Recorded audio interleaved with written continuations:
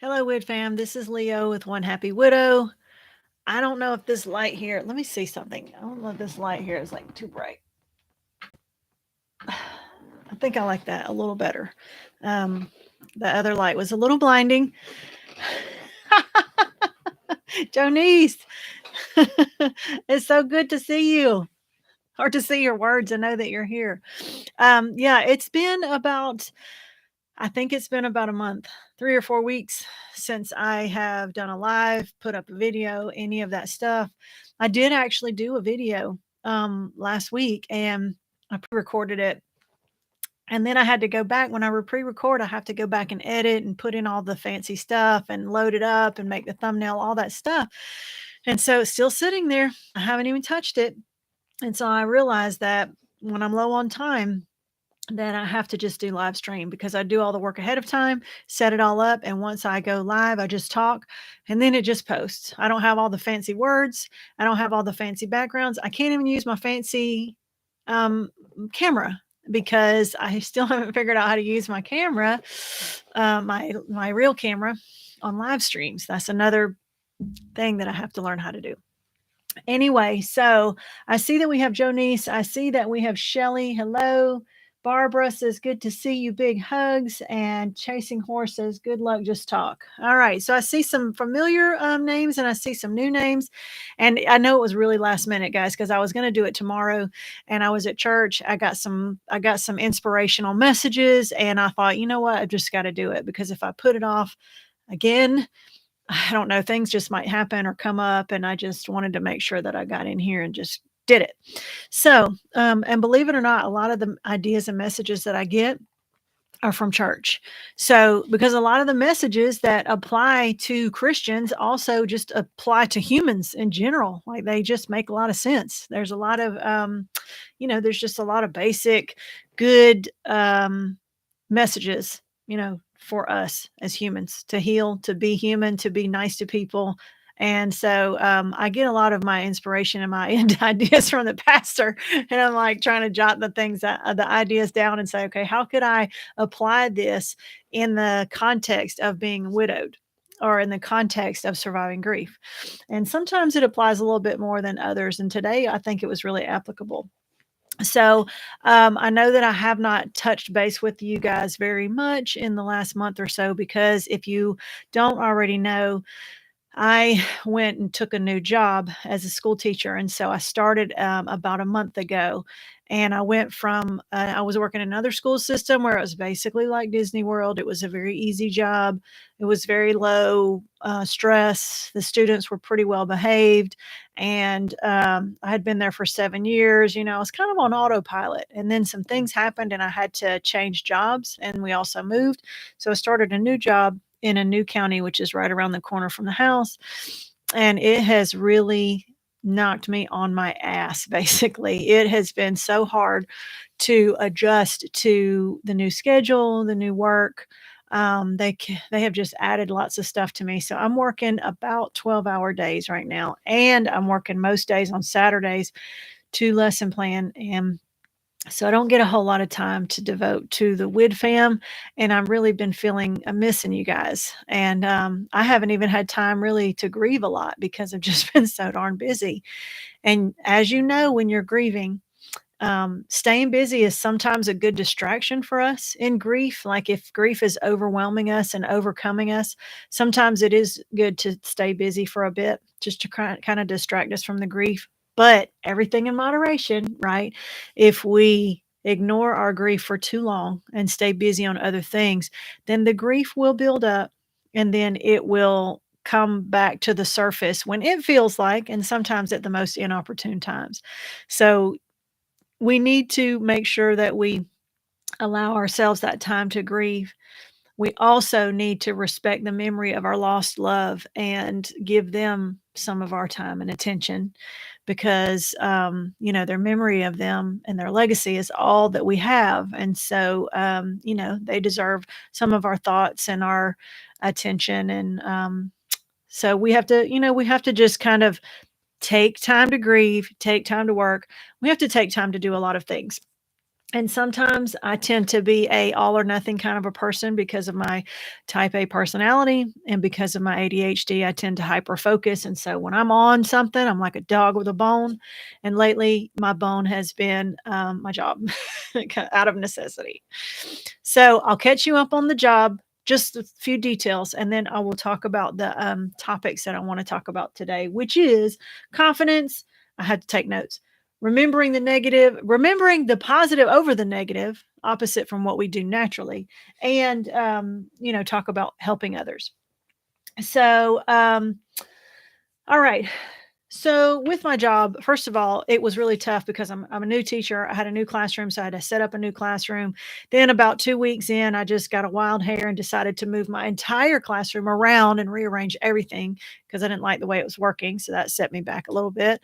I even went in yesterday and spent 6 hours in the classroom on a Saturday trying to catch up with setting up my classroom. I have not had to set up a classroom in like 12 years because I've been a co-teacher. I've been teaching in other teachers' classrooms and I've just had an office. Now I'm actually teaching my own classes in addition to co-teaching. So I do have my own room. I have students coming into the room, so I have to set it up, bulletin boards, required stuff, all that good stuff, and making it bright and cheerful for the children, setting it up, moving kids around and seating charts, et cetera, et cetera. On top of that, I haven't had to do lesson plans in years and years because I've been a co-teacher. Now I have two of my own classes, which means I have to write the lesson plans and I have to make all the copies and do all the things like the other teachers do. And so, on top of that, this school system is a little bit of a different. It comes from a different, and what's the word I want to think of? It just is a different demographic. It's a different area. It's a Title One school, which means the majority of our students are on free and reduced lunch. And so the population that our students are draw from in the community is a different type than the school that I worked at before. And so a lot of the things that go on at home with students are carried over into the classroom. So a lot of the problems that they have at home are show up as behaviors in the school. And so it's been a challenge. I've had challenging students.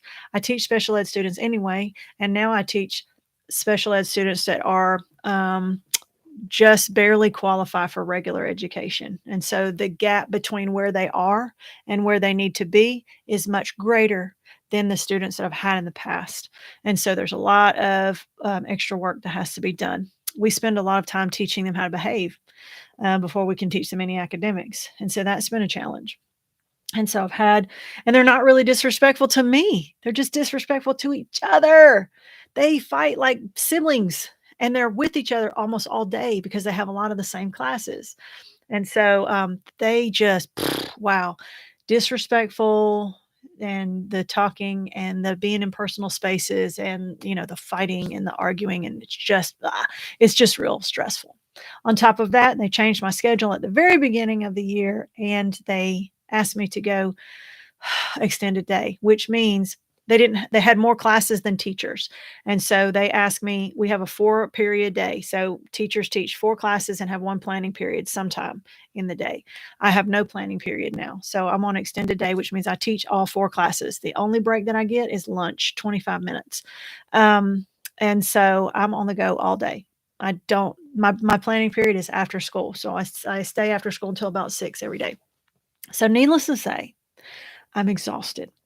And the first week or so of school, I cried every day on the way home and when I got home. Physically, I was hurting and tired from all the walking. Mentally, I was just exhausted and beaten down. And the students I just felt like, I can't do this. I can't do this. I don't want to do this. I don't know if I can do this. I almost quit my job in the first week. I almost just walked off and said, take my contract, take my certificate, whatever you got to take. I'm out of here. That's how rough it was. But I made the video last week and I talked a lot about that. So I don't want to get into too much detail because I do want to release that video and talk about how I tried to overcome that. The way that I was looking at things. And, if things aren't going to change, then we have to change to meet to meet those adversities. So I talked about that in the video that I made last week. So when I publish that, you'll see that kind of stuff. But I've finally gotten to where I really have a tight leash on my students. Like I really put them in a very strict routine with very strict boundaries. They feel safest that way. They respond the best that way. And even though they're in high school, I have to use a lot of middle school and elementary school behavior tactics to try to get them to behave because that's kind of where they are mentally. And so I've had to kind of reach into my bag of tricks for teachers and pull way, way deep down and pull some things out. And it's just been challenging. However, I have gotten to that point where I'm not taking it so personally. I am getting a little bit more control, so my students are starting to respond, and we are able to do some things that we hadn't been able to do before. So that's been nice. I'm not crying every day when I come home from work. I'm still tired, but I'm not crying every day. And I think, okay, I can make it. Like I can make it through this year because I'm making it to this week, which was we had a holiday. Next month in October, I have a week off for fall break. Then in November, we get a week off for Thanksgiving break. So once the breaks start coming, we just kind of take it in small little chunks. And so I'm making it, but I've had to quit the choir at church because I just am too tired to go to practice. And so if I can't go to practice, I can't perform. I've missed church a couple times, and we don't normally do that, even though church is right across the street. We've changed our schedule. Instead of going to the 9:30 service, we now go to the 11 o'clock service, so I get a chance to sleep in a little bit. So we've just had to make some adjustments, and so that I can survive. So, and then something happened this week that was kind of nice. And I'm trying not to get my hopes up, but I've been praying and praying and praying for God to send me a signal about what I need to do for next year. Cause I don't know if I can just keep doing this. This job has just taken every last bit of me. And so, but I don't know if he wants me to be there to help those students or what. I don't know. And so this week, because contracts come out in March. So before you know it, in a few months, they're going to give me a piece of paper saying, are you coming back next year or not? And I got to sign it in 10 days. So my special ed boss came to me today. And Joni says, you look great. No makeup, but at least my hair is fixed. And I think it's my mental state is a little better. Um, Anyway, so my boss came up to me this past week and she asked me, she said, I want to ask you if you would be willing to go to this training. And it's a training for a certain certificate. I don't want to get too teacherese in you, but in the certificate just means that I can play a certain role in our meetings for our special ed students. Only one person in our school has that certificate, and that's my boss.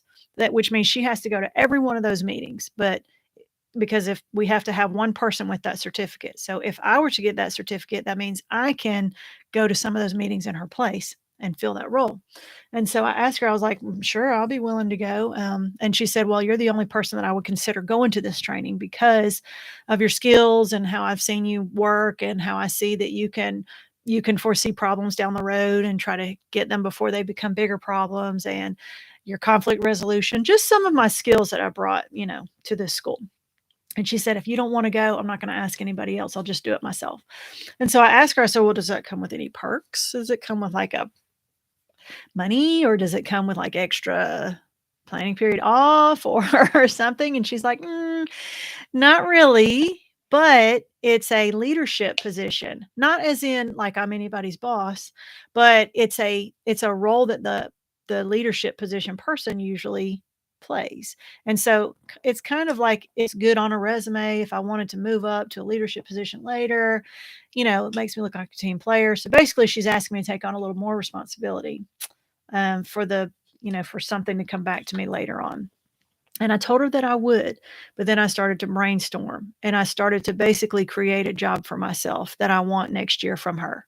And so on Tuesday, I have a meeting with her where I'm going to ask her to put me in a support position next year to where I only teach 2 classes a day. And the other 2 classes, I'm either planning or supporting the rest of our department because our department is almost all brand new.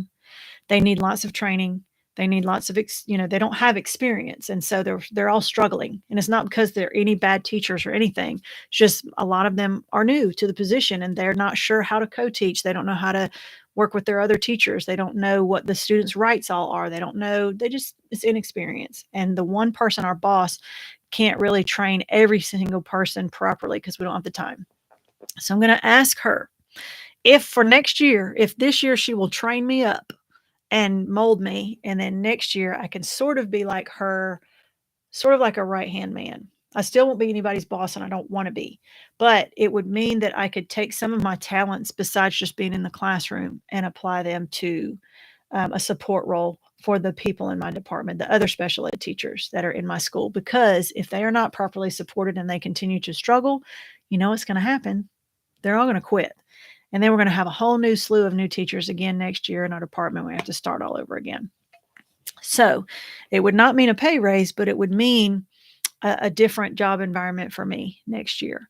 So I'm supposed to meet with her on Tuesday to pitch my basically, I'm asking her to create a job for me that doesn't exist. That's kind of unheard of in school, but all she can say is no. And if she says no, I probably won't come back next year in that role. I probably will do something else. I don't know what, but we'll see. So that brings me to my point. My whole point of what I'm going to talk about today, and that is that I'm waiting my. It looks like I'm glitching out a little bit. Okay, it looks like I glitched out a little bit. Hopefully, I'm still coming in clear. So what it means is I'm creating my happiness. I'm making a situation for myself that I know would make me happier than I am right now. So instead of waiting for my situation to get better, I'm trying to create a better situation so that I am not so miserable on my job all the time and I can leave at a decent hour. Um, and so that brings me to my topics for today. So the first thing that the main topic that we talked about in church today was confidence, and the reason why we need confidence, and the reason why all of you need confidence. Okay, when we first become widowed, we are not confident because we've never done this before. We are learning by doing. We are in we're in a role that we've never been trained for, and that we did not want anyway. And so there's a lot of times in the beginning of our grief journey that we think, I can't do this. I don't know how to do this. Like we're learning as we go. You know, that saying, you're building the plane as you fly. That's what we're doing when we're in early grief. And so when you lack confidence, um, I'm trying to think of what he said today in church. He says, when you lack confidence in yourself, then you are not able to connect with other people because you're afraid of rejection.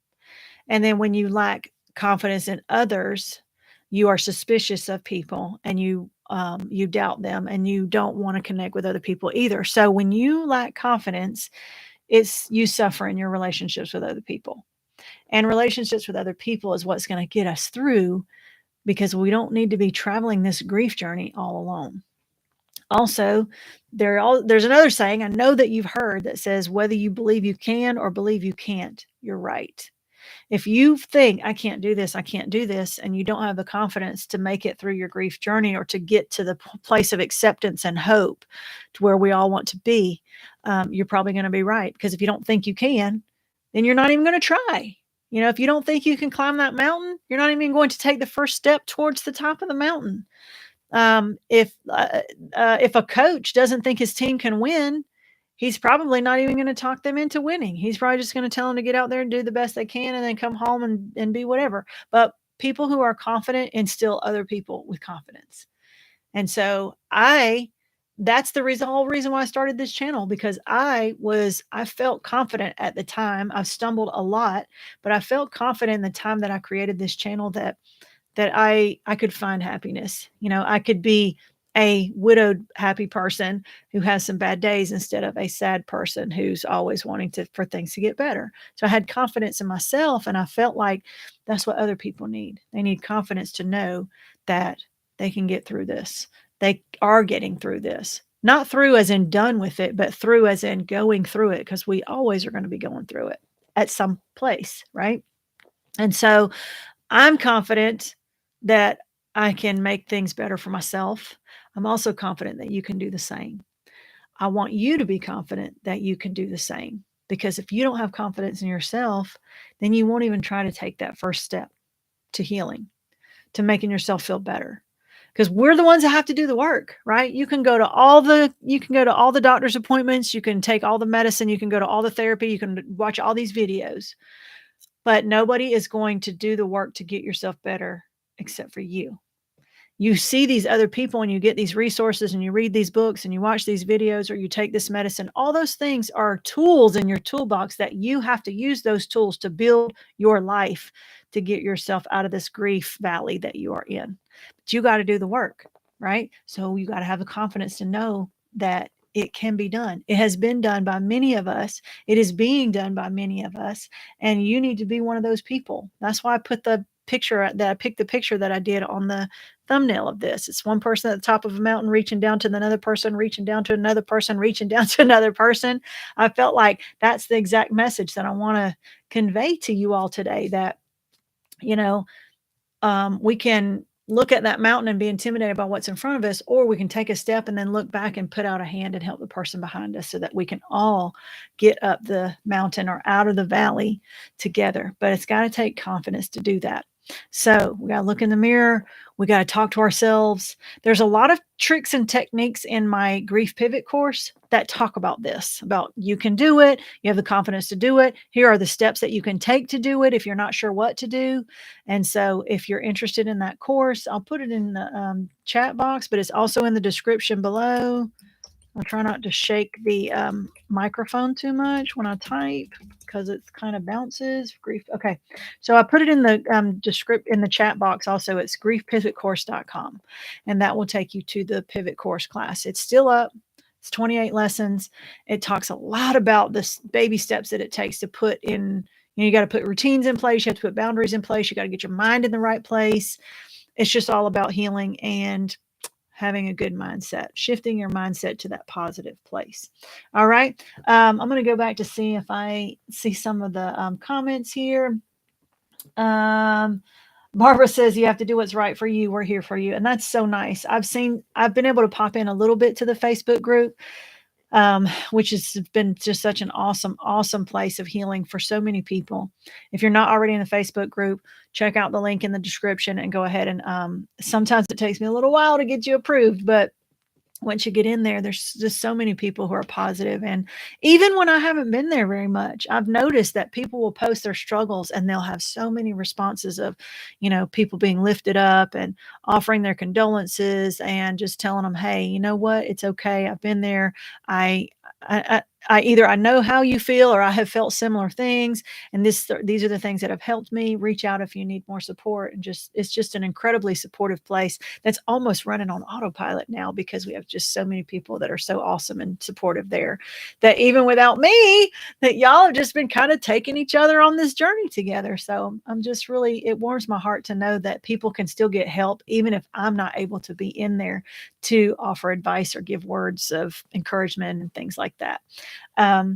And so Tim says he's thinking about retiring himself. I would love to retire. I'm that type of person that you know how some people retire and they just don't know what to do with themselves? That's not me. I can find something to do for myself if I retired. So I don't have to worry about being bored because I will find something. My brain will just focus on something and then I'll focus on something else and something else. And I'll never get bored even if I did not have a job. And so we'll see. Every year I'm like, this might be my last year. This might be my last year. And so far that has not come true. So we'll see how that goes. Tammy says, glad I caught you. Yay. Joni says, you look great. Let's see. And Jonice, you're being very kind. Thank you.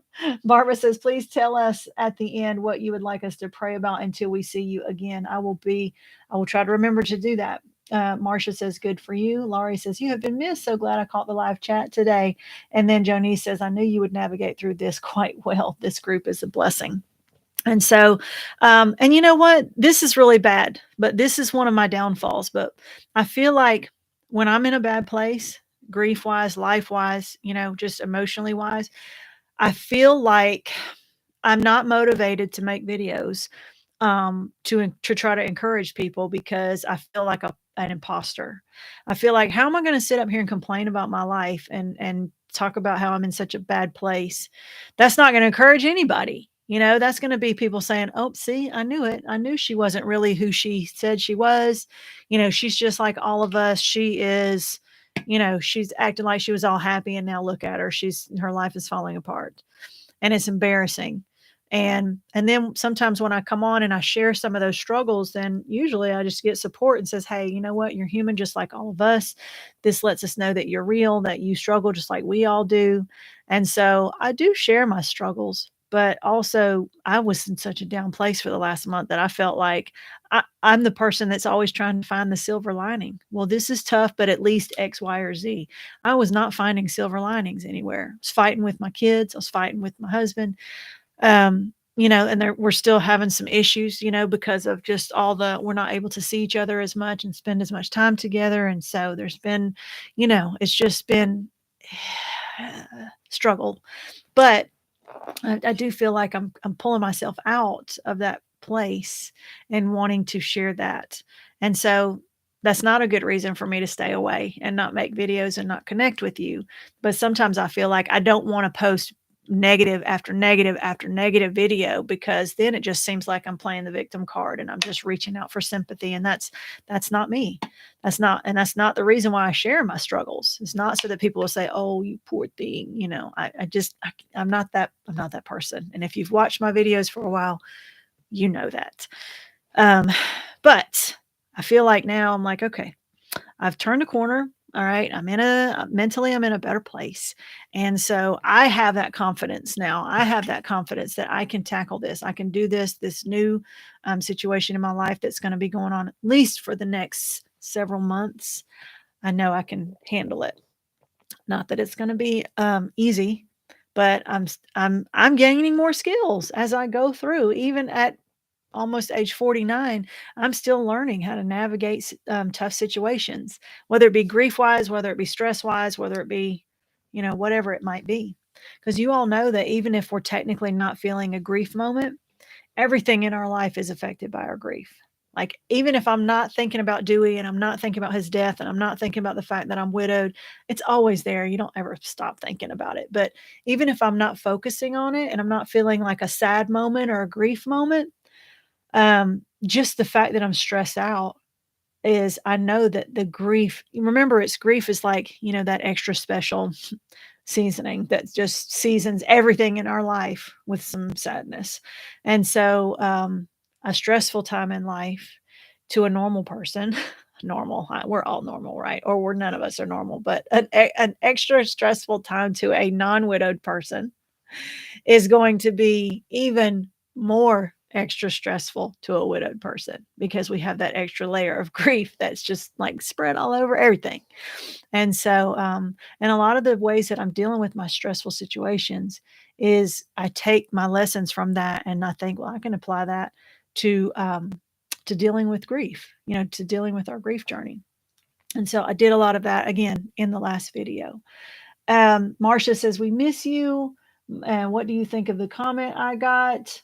I'm not sure about I'm not sure about the comment. I'd have to look through. I'm not sure exactly what. LC says, "Thank you for your authenticity." Marcia says, "He put you in a pumpkin shell, and there he kept her very well." Okay, so we're pulling. You know what? We can always learn life lessons from like kids' stories and little fables and songs and stuff, right? Even from when we were a kid, there are lessons to be learned, even from our children's songs. No, but we want to be there to lift you up as you lift us, and I do appreciate that. I've seen some comments about, "We missed the videos, and hope Leo is okay," and so it just really means a lot that you guys are thinking about me too. Jana says, "Hello from Tennessee." And Janet says, "Great point. We have that extra layer of grief spread all over everything." Yeah, it's that extra grief seasoning that is just sprinkled all over our lives, right? All right, so let's move on to the next topic. So we talked about the confidence. If you don't have the confidence, you're not going to be able to get what you need to get to. So that's the first thing you need to do, is step back and work on that confidence. All right. And the second point I want to talk about is how, again, our pastor was talking about it today, about how, we have down days and we have up days. We have losses and we have wins. We have good times and we have bad times. Our life is just full of high moments and low moments. And obviously, when we become widowed, that is a very low moment that also spreads into a lot of other low moments because of the grief and the way that our lives have changed and how we're missing our significant other. All those things about secondary grief that I talked about in another video. But I think what happens to us is that the bad moments, they tend to stick out in our minds. Like, think back to when you were a teenager, or to a time when you were a young adult. And think about the bad moments, the things that affected you that really, gave you a bad day or was a bad time. Those things stand out. When somebody said something to you really hurt your feelings or made you feel inadequate or made you feel dumb. And then think about the good moments. And it almost seems like we have the good moment and then the high from that good moment just kind of fades away. We forget about it. And then when we have the low moments, we focus on it. We focus on it and we think about it and we ruminate over it. And so those bad moments tend to carry more weight to our memory and to our feelings than the good moments do. And we should not do that. It's human nature and we all do it. But one of the ways that we can try to combat that is, remember I talked about journaling. Okay. onehappywidow.com/journal. You can go there and print out some journal pages, but journaling is really important. But even if you don't journal, make a list of your wins. Like every week, at the end of the week, sit down with a piece of paper and write down your victories, your wins, your things that you're proud of yourself for, things that you did or you learned that you never thought you could learn before, just your accomplishments, your high moments from that week, because you have to really sit down and think about them and focus on them so that you can lift those moments up and give them the weight and the importance that they actually should have. Because if we dismiss all the good stuff and be like, yeah, okay, well, this happened and this happened and this happened, but this person looked at me wrong and this person pissed me off or this person insulted me or this person talked about my blah, blah, blah, or this person hasn't returned my calls. If we can't focus on all those negatives.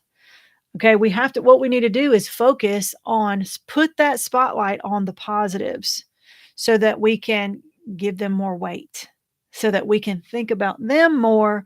We can focus on them. We can let the positive influence from those moments affect us in the way that they need to. If we don't give them enough weight or attention, we just dismiss them as things that just happen, those are blessings. We have blessings every day. But when we are in heavy grief, we tend to skip over the blessings and ignore them. We don't even pay attention to them because we're so focused on the bad stuff and how it's affecting us. I even got really, really down probably about a week ago, and I was talking to JP, and I just told him, I said, I got really down because I had not been going to church, and I had not been going to choir, and I have not been doing my Bible readings, and I've missed a lot of things, from my Christian my Christian journey. And I started to feel like that God had forgotten me. And I shared that with JP, and I said, I think that he just forgot about me. Like, or is he trying to punish me because I've not been a good Christian because I haven't been doing, my Christian duties because I've been so busy. I've been doing all these other things. And he said, no, God hasn't forgotten you. Of course not, But he did say that in the Bible, God promises that if we do what we need to do, that he promises us basically, the three, food, clothing, and raiment. Food, a roof over our head, clothes on our back. And anything else, that's just extra. And he's like, we have all that. We don't worry about where our next meals come from. We have a beautiful home that's paid for, that over a roof over our head, that's nice. And we have clothing. We're not cold, we're not hot. We have those basic things. And we have a whole bunch of other stuff too. But God never promised us all of that stuff. And he never promised that our life would be without struggle. And so, I think maybe I had been feeling sorry for myself because it had just been so tough for so long. And so I was letting that negative stuff overwhelm me and had not sat down and said, wow, I finally have health insurance again because my job now kicked in. I got my first paycheck at the end of this month, and I thought I was gonna have to wait till September, but, they spread my paycheck over 13 months instead of 12, so every paycheck is smaller, but I'm getting paid a month early, so I got paid. Um, I have a almost brand new car. I have my own classroom, and I have, the ability to buy the things to put in there to make it a happy place. I just I was doing what I was just telling you not to do.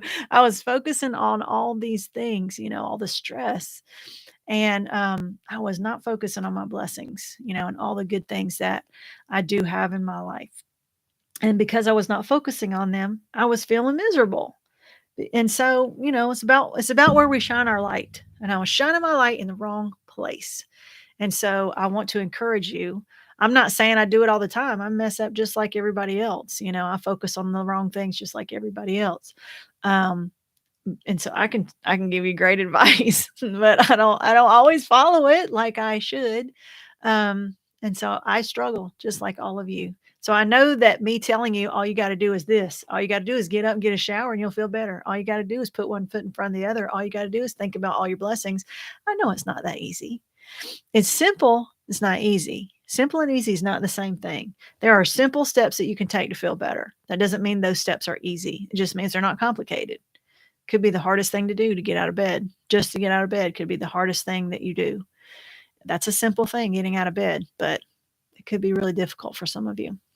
And I get it. I get it. I understand it. But I'm just here to encourage you and just to remind you. Sometimes we just need somebody to stand there and tell us, this is what you need to do. Now, get out there and do it. Right. And that's me standing here trying to motivate you, to tell you that it's going to be okay. And if you're having a rough time, like I've been having a rough time, I totally get it. I'm right there with you. But we still got to do it. All right. And then is that all I want to say on my second one? Yeah. So celebrate the victories, write them down. Give yourself like at the end of the week, give yourself a little celebratory anything, a nice, a hot bath, or take yourself out for a treat, or go to a movie, or whatever it is that you like. Go out there and reward yourself for the things that you've done and accomplished, or the blessings that you've had for the week. Celebrate the victory so that you can give them um, more importance, more weight in your life, and try not to focus so much on those bad things because they're still going to be there, not going to go away. Don't give them the attention that they want because they don't deserve it. Those bad things, they don't deserve your attention. Just like the bad behaviors of my students, they don't deserve my attention. I try to focus on the positive behaviors because that's what I want to see more of. All right. And then the last thing is I'm going to check some messages to see if there's anything else being put up. Motivation and confidence. Yes. Sometimes in-laws want to put some extra pain to our grief. That was my case until I decided not to listen and live my life without them. Do what you feel is best for you, no matter what. And yes, Yendri put that out there and says hello from Costa Rica. Yay. So Yendri, you are so right that we, unfortunately, sometimes our family dynamics and friendship dynamics change when we become widowed. And it almost seems like there's a big split. There's the widows and widowers that have awesome in-laws, that support and just become their support system and bring them in just because they're part of the family. And then there's other people that their in-laws just completely turn against them. They either turn really nasty or treat them like crap, or they totally turn their back and just act like, well, you're not family anymore because you're not married to our son or our daughter. And that's really unfortunate. And that I have struggled myself, with my kid's grandmother, that I don't call my mother-in-law anymore, but I would like nothing better than just to cut her out of my life because she's toxic and she plays that victim card. She's that martyr that's always got to outdo you with her grief and her issues and her problems. And, she's the woe is me person. And even my kids see it, but she is the grandmother of my children. And so I don't want to keep my kids from her. But they're getting old enough to where they can make the decision where they want to spend time with her or not. And so I give them that choice. If they don't want to see her, I don't make them. But if they, after time goes by, sometimes they're like, yeah, I think I want to see Mama. And so I let them go. And then after a few days, they're like, yeah, I remember why I didn't really want to spend time with her. Yeah. So, but, and they'll have to decide for themselves later on if they want to keep having a relationship with her. Um, my kids are the only family she has left. And so, I'm kind of out of that. But I have to talk to her, just to arrange those kind of things so that they can see each other and things like that. But you're right. She was toxic before Dewey died anyway, but that's another story. Um, Tim says, my wife's quilting group have been a blessing. That's awesome. Quilting groups well, I'm not really a quilter, but I'm a sewer. And so crafts and things can be such a great um, therapeutic thing for us. Something to keep your mind and your body and your hands going and your creative juices flowing and all that stuff. So that is a blessing, Tim. And then One Eyed Dog says, hello from California. You are an amazing woman. Thank you. That is very, very sweet. I'm just trying to do my best, and I'm trying to share my experiences with others so that they can, maybe have something to relate to. All right. So, and then my last topic that I want to talk about is, and I've talked about this before, but it bears repeating because it is really important. There's a lot of times when we feel like we can't help ourselves, or we don't want to help ourselves, or we don't even feel like. Sometimes you can get so down and depressed that you don't even care if you feel better or not. You don't care about yourself. You don't care about your happiness. You don't care about your hygiene. You don't care about anything. And so you might not be suicidal at that point because there's still another level of steps, but you might just feel like, well, whatever happens to me happens, and I'll just wait around until I die. And that's not a good place to be. Even if you're not actively thinking about hurting yourself, um, life is not supposed to be lived in that misery place. There is a time for that, but not the rest of our lives. So sometimes we feel like we can't help ourselves, or we don't want to help ourselves, or we don't care about helping ourselves. So what we do is, if you can't make yourself feel better, then go out and find a purpose. Find someone else to help. Try to make someone else's life better, whether it be some kids, whether it be some homeless people, whether it be some people at your church, whether it be some, volunteer at a shelter, whether it be a battered shelter for women, or a rehab, a place where people go for rehab, wherever that you want to go, whether it go to the library, whether you go to the park and just, help some dogs, whether you go to the dog rescue center and walk some dogs, whatever it is, but go out and help. You have gifts and talents. Everybody is blessed with gifts and talents, at least one. Figure out what it is, share that with someone else. Okay. Help someone else, because what's going to happen is, number one, is that other person is going to benefit from whatever you did for them. That's very important. You went out there and you made someone else's life better. Number two is that you are going to feel better because you made someone else's life better. You're going to be like, wow, I helped somebody. That happens to me in my videos, in my widows group. It's not like an ego buster thing. It's like a, wow, I was able to make somebody feel better who was in grief, who I know what they were going through because I'm going through it too. And I was able to do something to help them think about things in a different way, or to feel better, or to give them some kind of hope that their life can get better. It helps me to help other people. All right. So that's the second thing. And then I got to look at my list. Oh, and it will give you confidence. We talked about confidence in the very beginning. It will give you confidence to know that you are valued. You have value. You have value to yourself, but you have value to the world. Someone out there needs you. Someone out there needs your help. Someone out there needs your expertise. Someone out there needs your talents. Someone out there needs your work. Even if it's just some hands scooping up soup for a soup kitchen, or your time, or your attention, or whatever it is that you have or that you're willing to do, somebody out there needs it. And it gives you confidence, like, somebody needs me. I am important. And you are important in this world. There's a reason why you're here. You are the one that is living. Your spouse is no longer here, so their work on earth is done, as the song goes. Ours is not. We still have work on earth to do until the end of our days. And so we need to go out there and find out what our purpose is, and go out there and help other people. And the last thing that it will do, it will help you give perspective on your life. Because sometimes when we think about the fact that our spouse died, we think, well, it doesn't get much worse than that. Like, if you were gonna get in a competition of, "Oh, yeah? Well, my mom is sick. Oh, yeah? Well, my car broke down." You almost always can win with, "Oh, yeah? Well, my husband died." Like, if you're in that competition, the woe is me competition, the dead spouse card just about tops everything. The only thing that can top it is like, well, my whole family died in a car, a plane crash or something. Like you lost your spouse and your kids and your other family. Like there's not a whole lot out there that can top the widow card. And we already know this, but that doesn't mean it's fair to play it every time, we're going out and doing stuff. Because if you start making grief a competition, like, oh yeah, well, top this. You know people like that. Like they're a woe is me and it's everything is they're trying to compete with you. That's not gonna get us happiness. Okay. That's not gonna get us out of this grief rut that we're in. But when you start helping other people and you realize, wow, this person really has it rough. I know I have it rough and I know you have it rough, but you know what? There's always somebody that's going to have it better than you, but there's always somebody who's going to have it rougher than you too.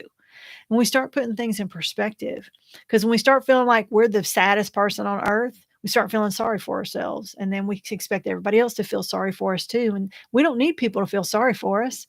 We don't need to feel sorry for ourselves. We need to feel better.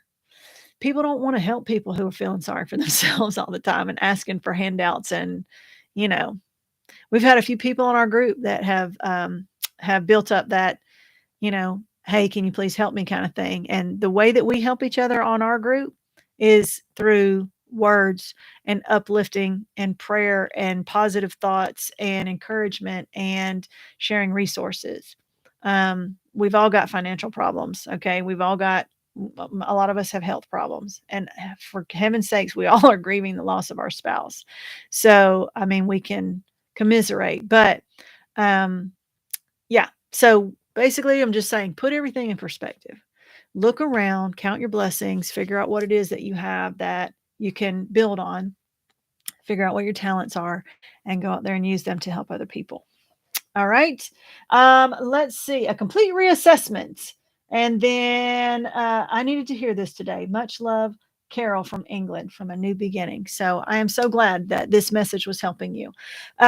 So, like I said, I know this has been a long one. I don't want to drag it out completely, but I hope that this just kind of helps you to look at things from a different way. The situation is the situation. It's really all about how we look at it and how we react to it. Just like I tell my students all the time, you cannot control what other people do. Oh, but he said he called me stupid and he looked at me ugly and he won't stop staring at me. And they all have the reason why they're not behaving. You cannot control what other people do. You cannot control how you feel. It's okay to feel this or feel that or feel this or feel that. It's okay to be mad. It's okay to be sad. But what we can control is how we react to the things that are happening to us. And so if we're not reacting in an appropriate way, if we're reacting in a destructive way, we're destructive to ourselves or others, if we're acting out in a way that is causing more pain to us and that's not moving us forward, then we need to reassess and we need to try to shine that light in a more positive place and try to look inside and say, okay, what can I do to make my life better? And it's not going to get better overnight. It's all about baby steps, one thing at a time. Focus on one thing at a time and pick it out. If you need some direct instruction on how to make that happen, sometimes it's just the mountain is so overwhelming, we don't know where to start. Well, you start at the bottom and you take one step. But if you're not sure how to apply that in your life every day, then the pivot course is a great place to kind of get that laid out for you. Because that's what I did was I laid it all out step by step with printables and lists and, as concrete ideas of exactly what to do for different points. So if you're looking for some guidance on how to break that down in real simple steps, go to griefpivotcourse.com and get signed up because that one will help you. All right. So I have been trying to think about how I can volunteer and help others. Thank you for the push. Yes, Laurie. So think about what you enjoy, think about what your talents are, and think about what is in your area. And, figure out how you can best put those all together into one place. And and I'm sure you can come up with something. You might have to go out there and try to contact people and say, "Hey, can I help with this, that, or this?" I mean, I get it at my church. Our church is like, "Hey," they will tell you exactly what they need. We need help with this. We need help with that. And or go to your local school and ask if you can volunteer there. But there's a lot of different places, a lot of different ideas of things that you can help do. And if not, you can start a group in your local whatever and help people like you start a widows group or go online and start a widows group or, all kinds of different ideas. All right. So that is going to do it for this week. I hope that, my intent is still to do it every week, but I need to not let more than 2 weeks go by without doing a video. And at this point, there's too much prep and editing and stuff at the end. So I think I'm just going to stick to lives. So just start looking for every other week that us to do a live. And if I get a recorded one in between, that's just a bonus. That's just going to be a bonus. All right. Other than that, I think that that's going to do it for this week. Like I said, join the group. If you haven't already joined the Facebook group, it's down below in the description. Go check out the Grief Pivot course and go to the onehappywidow.com/journal to get some journal pages. So at least we have those few resources there. All right. And if not, I will see you in the group. And at the most, I will see you in 2 weeks. All right. Thank you so much for joining, and we will see you soon. All right. Bye, guys.